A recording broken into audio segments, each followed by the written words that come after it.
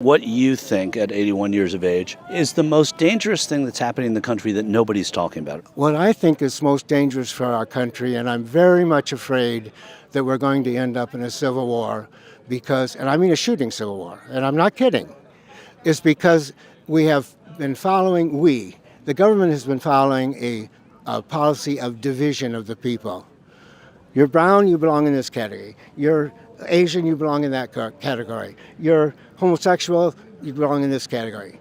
Everybody's divided instead of pulling together. The President Biden came in saying, I'm going to bring people together. He hasn't. Frankly, every president says that, and it rarely works.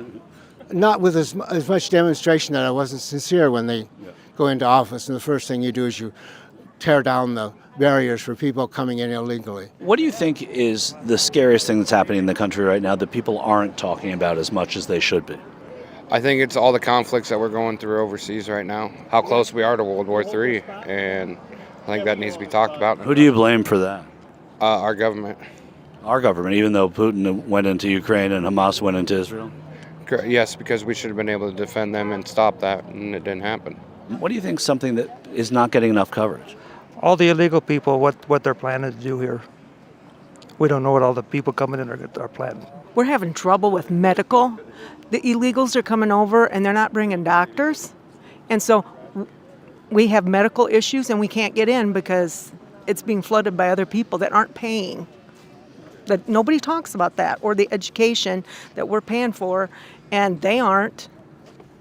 I guess I'm concerned with the possibility of attacks, terrorist attacks on our own soil.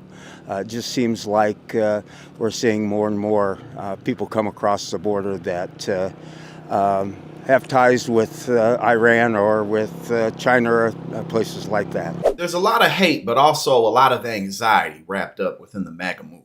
What do you think is the most dangerous thing happening in the country that people aren't talking about as much? I think it's our basic trust of each other. We always looked at us as fellow citizens, and now we're divided, and we all look at, like a guy comes by driving just now and honking, and I put my thumb up, and then I go, oh, and then he goes by, and I go, oh, I could have got shot. You never know anymore. Maybe you aren't going to stand out in the crowd.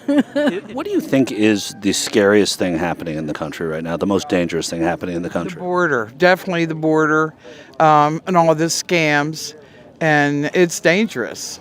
And to a lot of Americans who don't live in the very heart center of this country, they look at the border and they think, how can people in Iowa be as concerned about the border as they are? What would you say to them?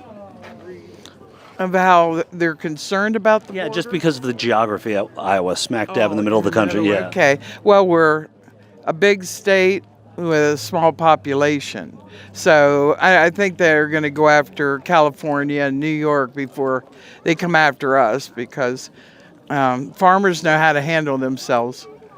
So we'll be ready. What's the sort of underrated thing that people aren't talking about that you think is sort of scariest now? The number of kids that go missing, number of, what's happening with these kids that isn't being talked about. Right. So to what do we attribute that? Do we know? I don't know. They have, it's not talked about enough to really. You have to do some pretty deep digging to figure it out. So. And when people are scared, sometimes they fall down rabbit holes, like this guy right here. Alex Jones was right. Change my mind. I'm not here to change your mind. I'm here to. But was he right about Sandy Hook? Not completely. The scariest thing happening in the country that people aren't talking about as much as you think they should be talking about now. Culturally, overall, I think there's just a lot of rot in almost every major institution. Not just within government and elected officials, but you think about the academia, you think about entertainment, business now even. There's a rot within our culture that has got to be reversed in my view. So actually, I've been to a rally like this before. The footage is on TYT. It was a couple of years ago, just north of Houston, Texas. But oftentimes people who congregate in groups like this, they're just looking for some type of friend group, maybe a social group. They're looking for an outlet, just like anybody else. We all need socialization. We all need friends. We all need to feel like we have a place where we belong. And so oftentimes, unfortunately, that's where a lot of this starts. You know, maybe people have some similar beliefs here and there, especially with the 2016 Trump campaign. So much of it was about speaking to the forgotten man and woman, the forgotten worker in middle America. Obviously, we know it was a big fraud, but that's how a lot of people ended up coming into the Trump circle. And then they found a bunch of friends and they feel at home. So unfortunately, that's oftentimes how things like this go down.